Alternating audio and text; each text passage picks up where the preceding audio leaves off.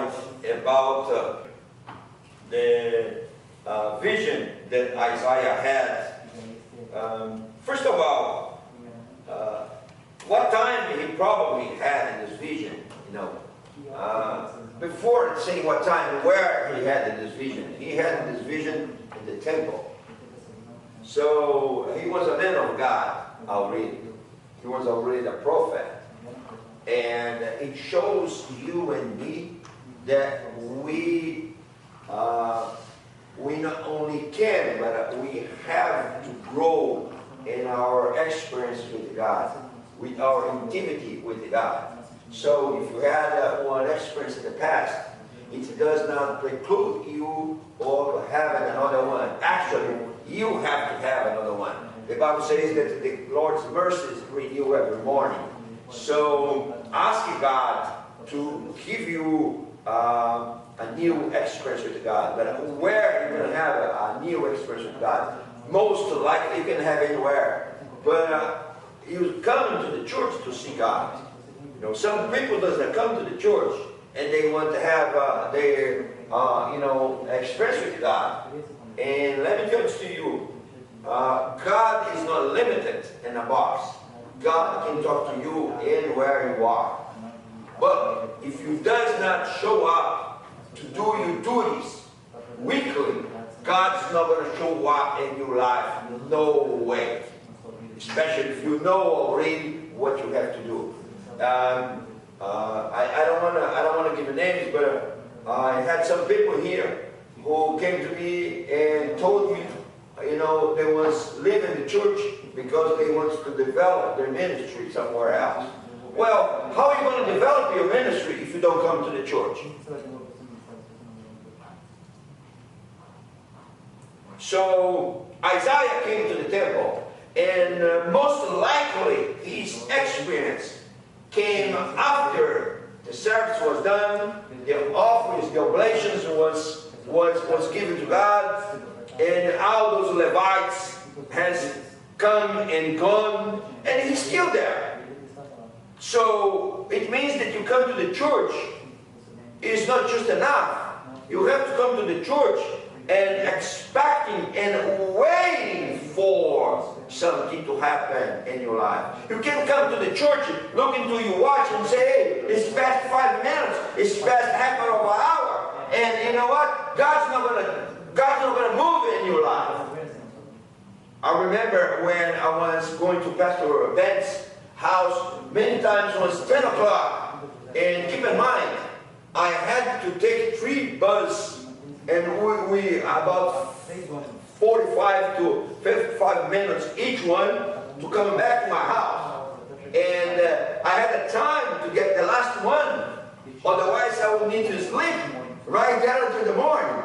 And many times it was 10 o'clock, 10:05, 5 minutes past 10 o'clock p.m. at night. I told him, Pastor, I need to go. And then God starts to move in. Why God does it in this way, I do not know. I do know one thing for sure. He does that way. And he did not 1, not 2, not 3, many times. So when you come to the church, come in expecting a blessing, but it does not come in expecting that God is tied to your time.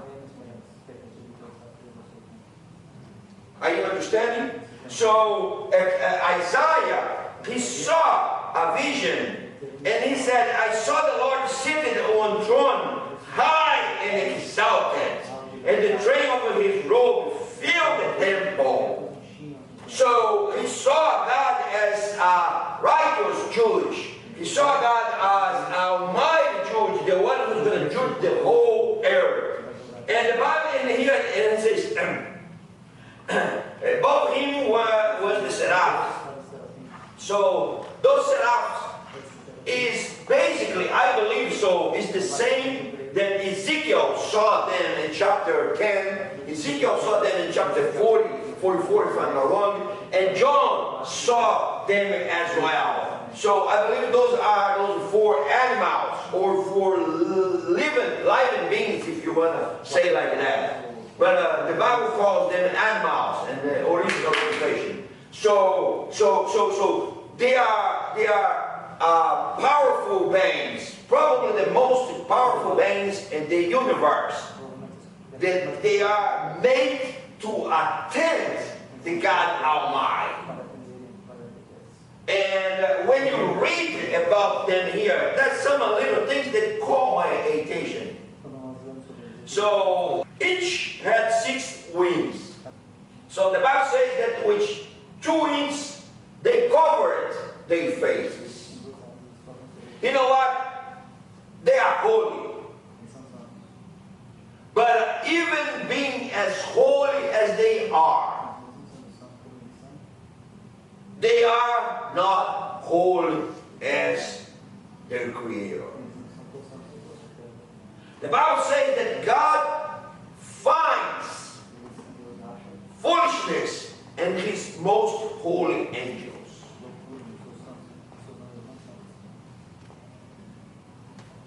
So, what it means is, it is, we can understand the holiness of God because we are not holy.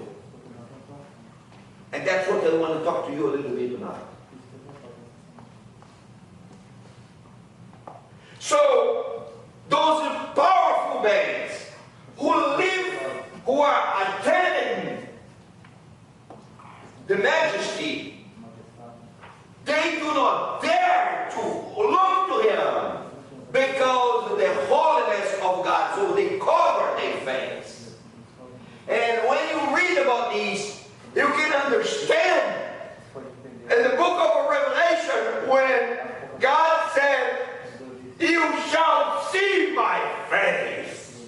It means that you will be purified. You will be made holy again. So you can look to the face of God. So those powerful beings, they are close to God, but they do not dare to look to God. So they cover their faces right there. 2 of those wings, they used to move it back and forth. And 2, they cover their feet. What means their feet? Their feet means they are a created beings. You know what I mean? They are, they cannot compare to the Creator. And our feet means, in the Bible, means something, even that you are sanctified right now. Your feet means in the part of your body where your sins of every day goes through. Remember when Peter didn't want to let Jesus wash his feet, and Jesus told him, "Hey, if I don't wash your feet, you're not going to go to heaven." He said, "Oh, wash not only my feet, but wash my whole body." What did Jesus told him? No, you don't need to wash your whole body because you are already sanctified by the word that I have told you. But let me just wash your feet now. So you washing of the feet is taking away those little dust that you get every day walking here. So those holy beings, they was covering their feet, even that they are not in the Word, but they know they have something that can be touched, and then they are covering for the majesty of God. And then, look, they are talking about God. And what calls my attention here is not, they was not talking about the mercy of God. They could say like Jeremiah, "Lord, merciful Lord, your mercy renew every morning. Your mercy lasting forever." No, they was not talking about God's mercy. They was not talking about God's love. They could be talking about God's love, but they was not talking about the love of God. They could be talking about the power of God. They could be talking about the might of God. Oh, how mighty is our God. No. They was not talking about the love of God. They was not talking about the mercies of God. They was not talking about the grace of God. They was not talking about the power, the great power of God. And let me tell this to you. The Bible says in the book of Job that when the angels, these mighty angels, when they saw God's creating power, when God created the universe, the Bible says that out 12 of his angels sang a song to God because they was amazed with the power displayed by God. But guess what? Those living beings right there, they're not talking even about the mind of God. They're talking about the holiness of God. And they just do not talk in one time, but they talking about the holiness, and they keep talking about the holiness. Holy, holy, holy, holy, holy, holy, holy, holy is the Lord Almighty.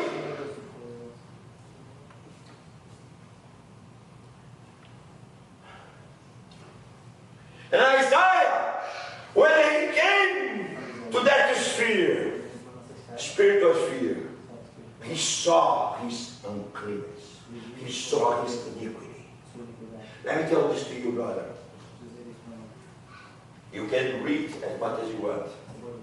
And the more you study, I have to go into this one here, otherwise I can't finish the preaching. Please, fala para mim, porque algo para mim para beber, por favor. Oh, thank you. Thank you. After 40 days out of here, I forgot about that. You know? But anyway,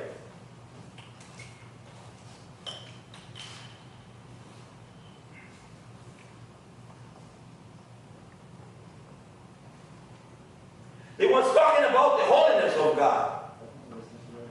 And the more you approach God, the more holy you become, more conscious you will be of your own sinfulness. Do you understand what I'm saying? The closer you get to God, the better you're going to understand how sinful you are.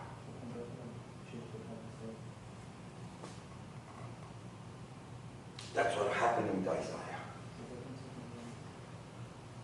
Sometimes we are living our everyday life and you do not realize it, that you may are not pleasing God.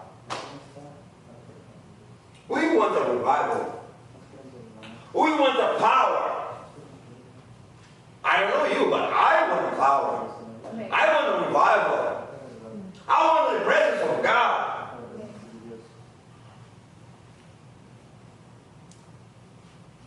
But what the Word of God says, the arm of God is not short that He cannot help. His power is not less now than once years ago. No, our iniquities makes a division in between us and our God. So I'm not going to talk in here about again about Isaiah, that he could not see his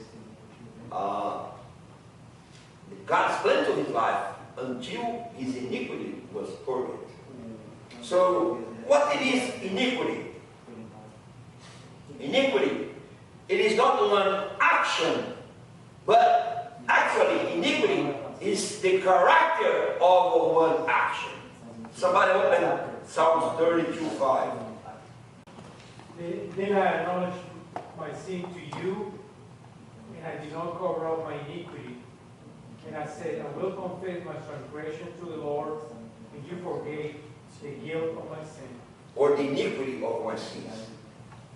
So iniquity is the character of one action. Let me explain back to you something that just let me remember you. Bible shows us at least 3 different types of ways that we get far from God. One, the Bible calls sin. Sin, it is your intention to do something good. Remember that Jesus said, if you look to somebody else's husband or somebody else's wife and intent in your mind and your heart to have a sexual relationship with the person, you are guilty of the sin of adultery. So, sin is your disposition, your intention to do something if you could. There's other thing too that the Bible calls transgression. Transgression is when you have like a divisory line and you cannot step beyond that line and you do it. It's a transgression. In other words, transgression is the consummation of the sin. And then there is our iniquities. And let me explain this to you. Your iniquity, it is something that came in the package that you are when you was formed in the womb of your mother. Some people say, oh, I have a short temper. Don't mess with me. You know what? They do not know. This is iniquity.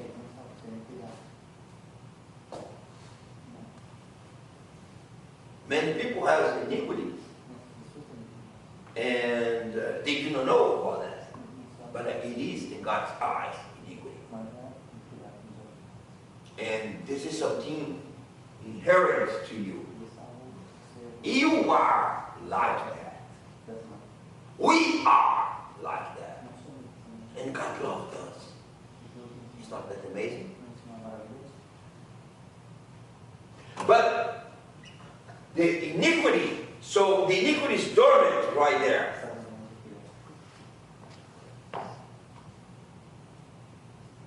And sometimes we do like certain iniquities inside our hearts.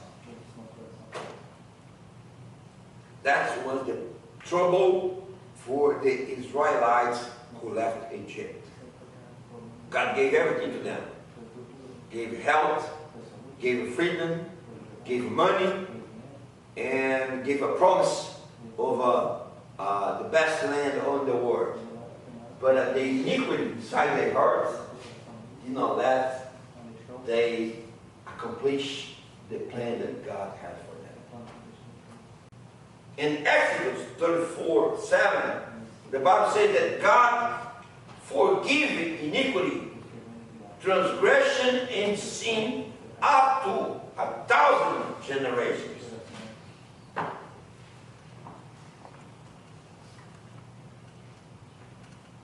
But also that say that God visits the iniquity of the fathers on the sons and the grandsons.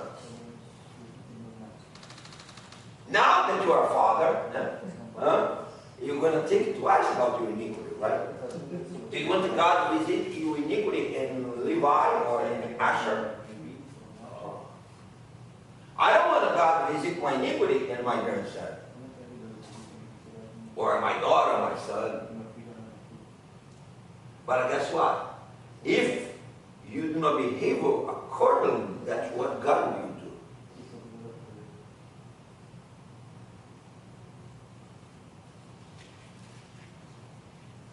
Pastor, I don't know nothing about that. Well, but it is what it is.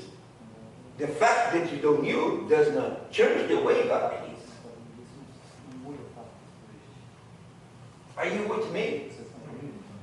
So, somebody open Exodus 34:9 and read to me.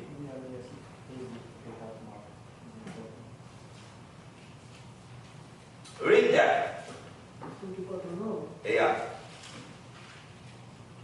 He said, if now I have found favor in your sight, O Lord, I pray, let the Lord go along in our midst, even though the people are so obstinate, and pardon our iniquity and our sin, and take us as your own possession.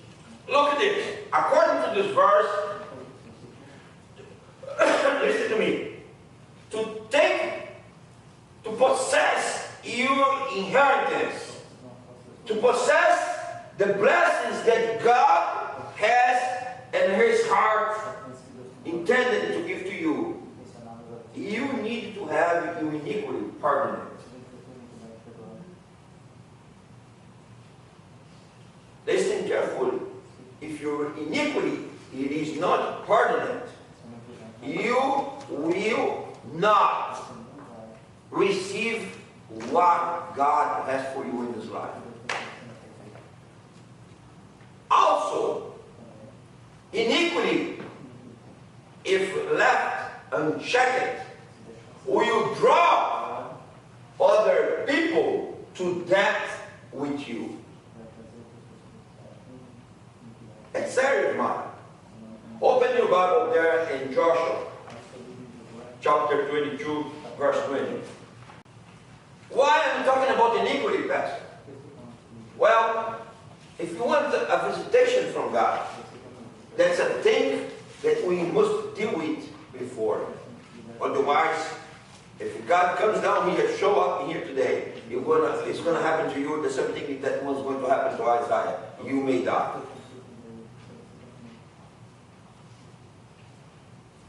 Everybody found it there? Joshua 22:20. Read to me, son. Loud. When Achan, son of Zerah, fell faithfully regarding the devoted things, did not wrath come upon the whole kingdom of Israel? He was not the only one who died for sin. Can you see this? So Achan, actually, it happened with Achan as well. He died, and his family died with him because of his iniquity. And this verse shows that not only one died because of his iniquity. So, if you let your iniquity unchecked, it's going to harm you and it's going to harm those closer to you. So you've got to be careful close to whom you are. Are you understanding me?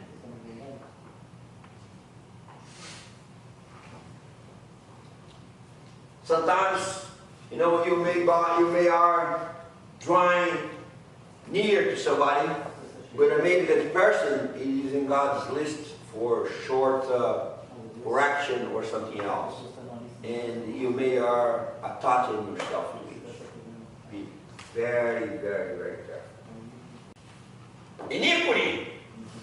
If you have it, iniquity has to be restrained when you know it, or else it will bring everlasting judgment to your family. 1 Samuel 3:13. Let's go there. Are you guys understanding what we were talking about here tonight? 1 Samuel chapter 3, verse 13. Look, for I told him that I will judge his family forever. It's God talking about Eli. Because of the sin he knew about, his sons made themselves compatible and he failed to restrain them. Wow. Can you understand how God operates?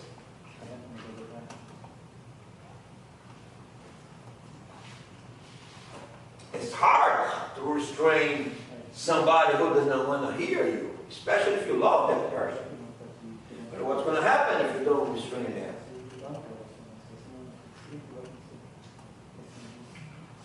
Everlasting punishment. Can you believe that? God, it's a good God. He's a loving God. But listen carefully to me.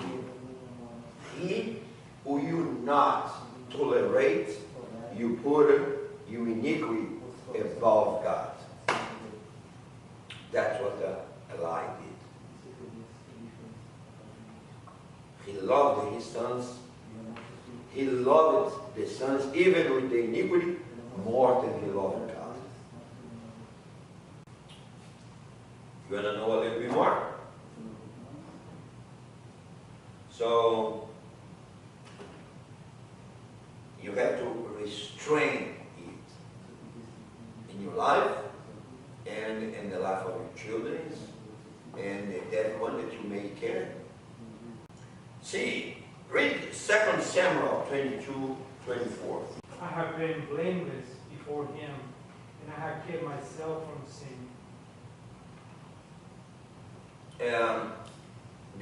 This translation does not, that word sin means iniquity in better translations. Somebody else has a translation that says iniquity there. Read. I was also blameless towards him, and I kept myself from my iniquity. Look, who's saying this? That was David. When he said that? Before he sinned with Bathsheba. So what it means to you and to me, we have to be on guard with our iniquity all the time. All the time. If you are doing well today, be careful that you're not going to fail. That's what the word of God says. Watch out. Watch out and pray, says the word of God.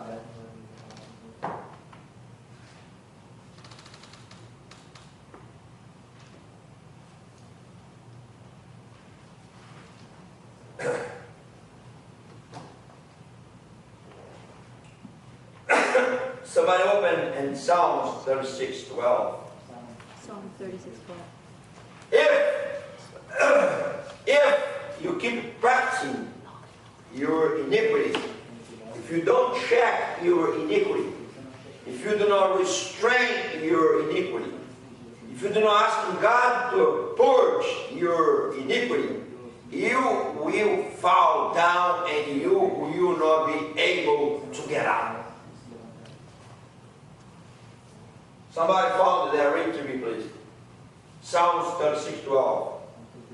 Read on. See how the evildoers lie fallen, thrown down, not able to rise. Can you see that?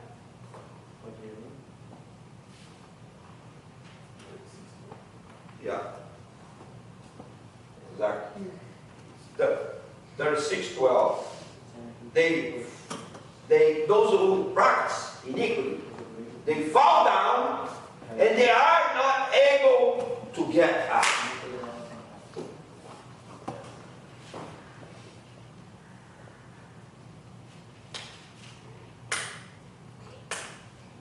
Maybe you're going to get scared tonight, and that's good. The fear of the Lord is the beginning of the wisdom. After all, you don't come here to be just patting you in your back, right? You come here to be instructed.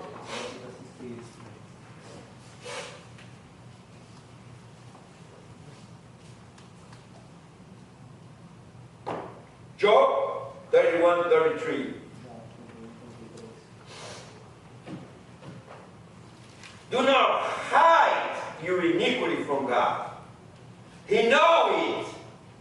And when we hide, He will judge it.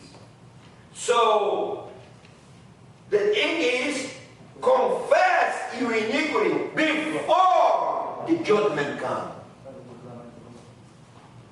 Read it. That's going to read it. You read for me, please. Job 31:33. Have I covered my transgressions like Adam by hiding my iniquity in my bosom? Because I feared the great multitude, and the contempt of families terrified me, and kept. Okay, look at this. If I have concealed my sins as a man or Adam did, by hiding my guilt in my heart. So, what it means is, Adam, he hid his iniquity when God came. And what happened? God passed judgment on him right there. Had him confess it, of course he would has died, but maybe the things could be better for him. You know, like when you go to the court and you try to trick the judge, and the judge does not like it, and then he gives you the full force of the sentence. Or you come to him and say, you know, Your Honor, you know, I'm guilty and I'm sorry about this. He said, well, you should get 30 years, but I'm going to give you 6 years. I'm going to give you 10 years or so. You know what I mean? That's what this verse says about.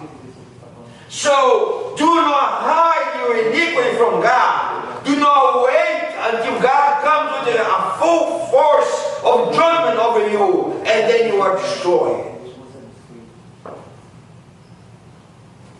You know, it looks like some simple thing, but the truth is, people hide the iniquities from God, even that they know that God knows it. Are you understand what I'm saying?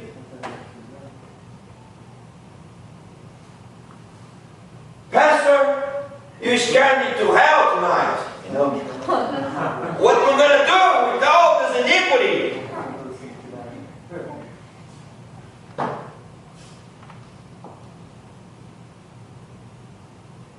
You know, you need to understand, last but not least, iniquity corrupts the perfection. Iniquity corrupts the perfection. Everything that you are doing good will be corrupted by your iniquity. Pastor, can you prove it in the Bible? Yes, I can. God's talking about Satan. God said, he was perfect in your ways since the day when he was created until iniquity was found in him. So he was perfected. He was perfect from the day he was created until the day iniquity was found in him, and that iniquity corrupted him beyond repair. And this is what we are, unfortunately. So, as we read in Job 31:33, do not hide your iniquity from God, because God knows it. But open Proverbs 16:6. By love and faithfulness, iniquity it is atoned for. Or by mercy and truth. So mercy and truth purge the iniquity. So how you're going to purge your iniquity? First of all, confess it to God. David, when he let his iniquity take over him, and he committed adultery with Bathsheba, and then he killed her husband trying to overeat. And he thought it was okay. And there was about a year goes by, a year and a half. He thought the life was the same, but it wasn't. He said his bones was rooted inside his body. Until the day when he confessed his sins, his iniquity. And then he could ask God to renew his health. So listen to me. Iniquity will harm even your physical health. Actually, this is some of the very first thing he does. Iniquity will make you grow old faster and faster and faster. By the way, let me tell you one thing, I know that some of you, like you, may do not agree with me that I'm more beautiful than you, but that's your opinion, you know what I mean? That's fine, And I know, you know that I'm better looking than you, right? So, but anyway, I was there in Brazil, and I went to see a family of one of my deceased brother. And there I came to, my sister-in-law house. And she's like 9 years older than me, and she looks like 80 some years old. And here come one of her older sister. And you need to understand, the whole family used to go to those cults, spiritual centers in Brazil where they call upon the demons. They do not think it is a demon, but it is what it is. It is a demon. And they receive those spirits and say, so I don't know where they are right now. But her older sister, she came in and she looked at me and she said, look how Wilson is fit. How he looks good. At least compared to them, right? Listen carefully what I'm going to tell you this. And then she said, how come it? And then she did not wait for answer. She answered herself. She said, you know what? I know why. You are a pastor.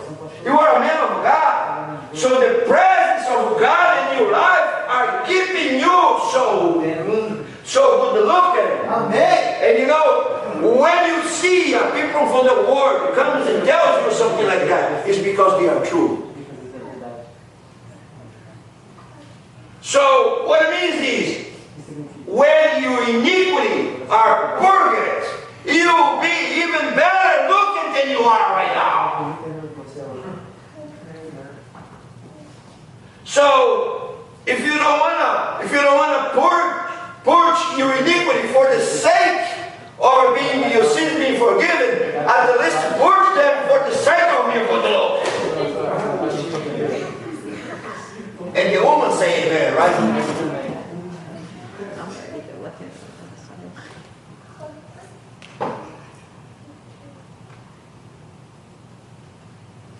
Well, we must not invert the scale of value here. You need to purge your iniquity because it offends God. Go back to our text tonight. There goes those living beings that are in God's presence. And as I said before, they did not say, hey, the Lord's mercy endures forever. They did not say the Lord's mercy will renew every morning. They did not say God is Almighty God. They did not say God is all powerful God. No, they say holy, holy, holy, holy, holy, holy is the Lord God Almighty. And the whole earth are full of His glory. Let me tell this to you. You want to be glorified. You want to glory. You must be holy. Because holiness brings glory. Holiness brings glory to God. Holiness brings about the power that we need.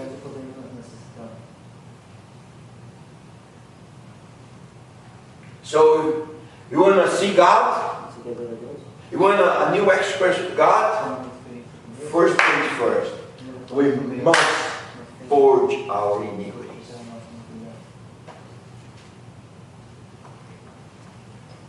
Sometimes we have some things in our life we think, Holy Spirit's already told you 1, 2, 3 times, and you just put them aside. Say, no. I don't need to be that holy. But you know what?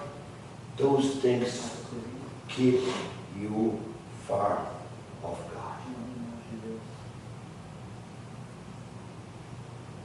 Sometimes your prayers are not answered because some iniquity are into you and God.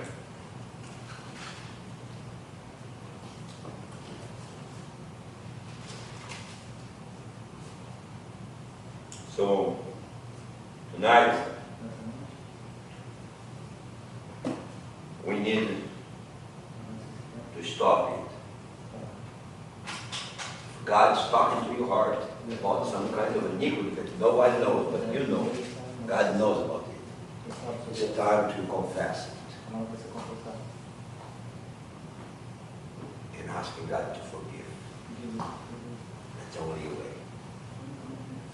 Apply the blood of the Lamb. You just come up front in here now, and tomorrow you start doing this old sin again. It's not going to help you. You have to genuinely, deep in your heart, you have to want to change. You don't have to change. Listen carefully to me. You don't have to have the power to change. But you have to